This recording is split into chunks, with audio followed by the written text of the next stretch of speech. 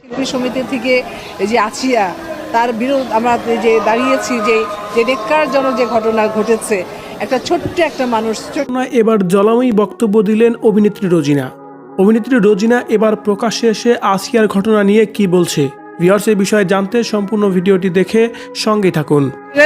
কোনো ঘটনা করলে এই ধরনের ন্যাক্কারজনক ঘটনা করে তার ফাঁসি হওয়া উচিত। আসিয়া অবশেষে সকল জল্পনা কল্পনা অবসান ঘটিয়ে গতকাল দুপুরে না ফেরার দেশে পাড়ি জমিয়েছেন মাগুরার ছোট্ট আসিয়া। আর তার মৃত্যু যেন কোনোভাবেই সহজ ছিল না। অনেক কষ্ট নিয়ে পৃথিবী থেকে বিদায় নিয়েছে ছোট্ট মেয়েটি। আর সেই মেয়েকে নিয়ে এখন সোশ্যাল মিডিয়ায় হচ্ছে অনেক বেশি আলোচনা, কেননা তার উপর যে অমানবিক নির্যাতন চালানো হয়েছে সেই নির্যাতন মোটেও স্বাভাবিক ছিল না। তাই তো আসিয়াকে নিয়ে এবার মুখ খুলেছেন বড় পর্দার অভিনেত্রী রোজিনা। তিনি বলছেন, আসিয়া ছোট্ট একটা মানুষ, তার উপর এত অত্যাচার আসলে মোটেও মেনে নেওয়া যায় না। সত্যি অনেক কষ্ট পেয়েছে মেয়েটি।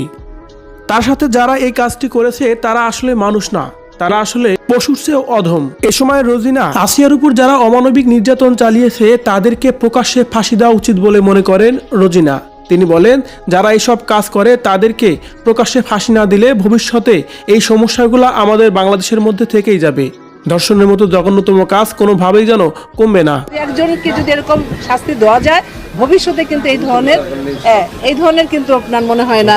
অন্যদিকে আসিয়া মারা যাওয়া যেন তার বাড়িতে শোকের মাতব কোনোভাবেই ছাড়ছে না। কান্নায় ভেঙে পড়ছে আসিয়ার মা বারবারই, কারণ তার ছোট্ট মেয়ের সাথে এই জঘন্যতম কাজ যেন তিনি কোনোভাবেই মেনে নিতে পারছেন না। ভিউয়ার্স, আসিয়ার সাথে এই জঘন্যতম কাজ যারা করেছে তারা এখনো জেলে বসে আরামে ভাত খাচ্ছে, অথচ ছোট্ট এই মেয়েটি দুনিয়া থেকে বিদায় নিয়েছে। ওই নরপশুদের কেমন শাস্তি হওয়া উচিত বলে আপনি মনে করেন? কমেন্ট করে জানিয়ে দিন কমেন্ট বক্সে। আপনারা তো এখানে ম্যাক্সিমাম পুরুষ আছে, তো এই পুরুষ জাতি তো করেছে, তার মধ্যে কিছু শয়তান যেগুলো মনে করে